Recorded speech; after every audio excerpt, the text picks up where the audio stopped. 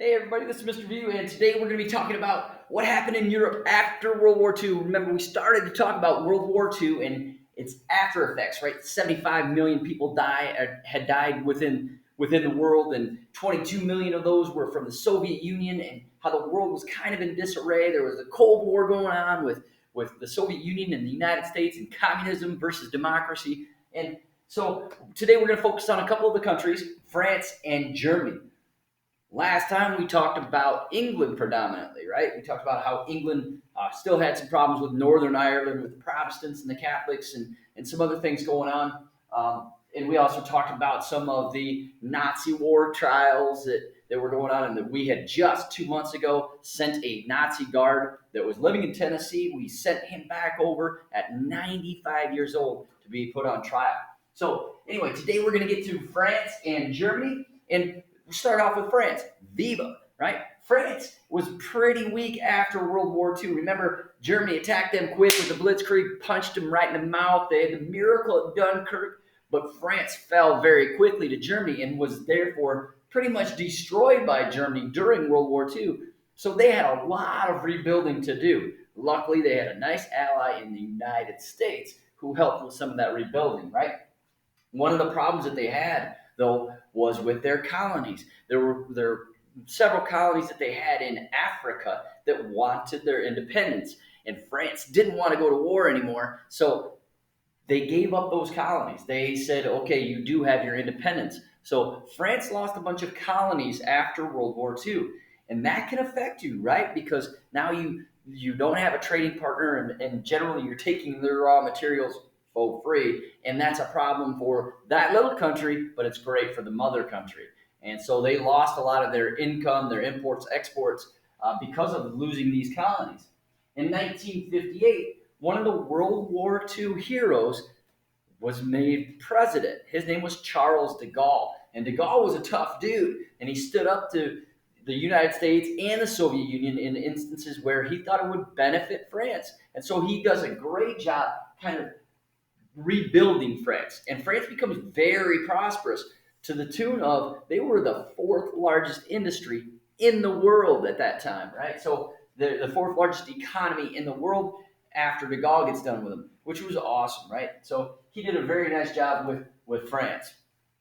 Hold on just a second. Hey, what's up, Withers? No, no, no, no, no. Don't eat paint chips. All right.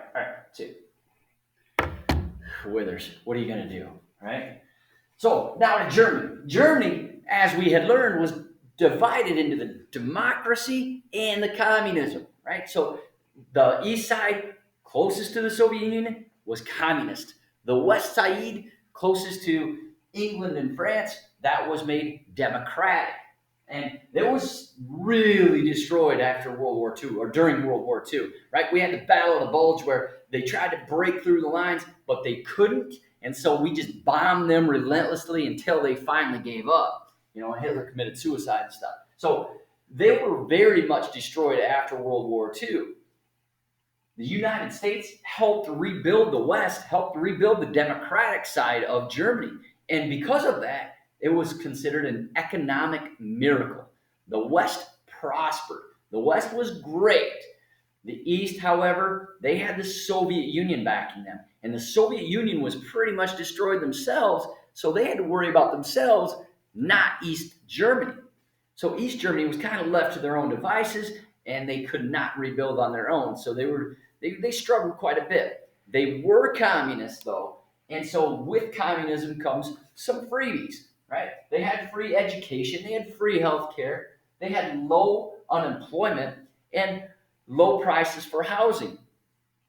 Even that, right? Even with all that free stuff, people didn't like it. The freedoms were very limited in a communist society, as they are today in China and North Korea, right? So problems with communist society overweighed that free stuff, right? There's no incentives in these communist societies to become better or to make an invention because you're never going to be a millionaire, right? So communism or socialism, listen up, democratic socialists, you cannot become a millionaire in those societies. because everything is supposed to be the same pay. Everybody has the same stuff. So people didn't like that. Even though there were freebies, they wanted out. So they tried to flee. The problem was, the communists weren't going to let them out. So as a result, in Berlin itself, which was divided into the East and West, people tried to escape by jumping from buildings into safety nets. They jump over the wall into safety nets. They had balloons, like hot air balloons. They would make themselves and try to float over the wall. They tried to crash cars into the wall, break through that way.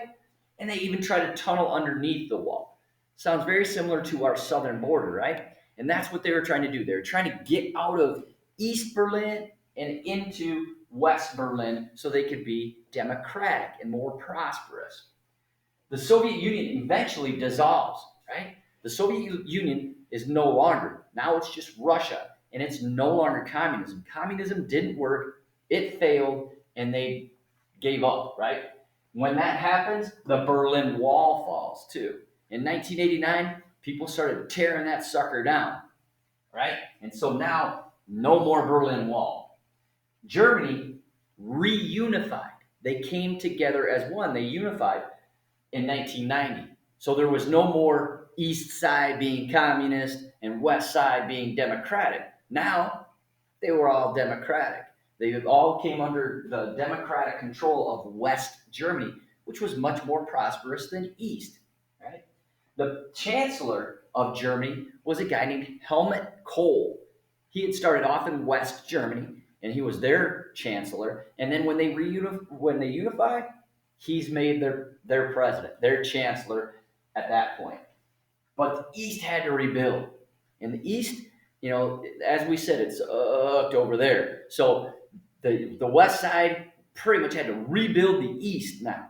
And they didn't like all that much, right? Because they had to raise their taxes so they could throw money at the East so it could become prosperous also.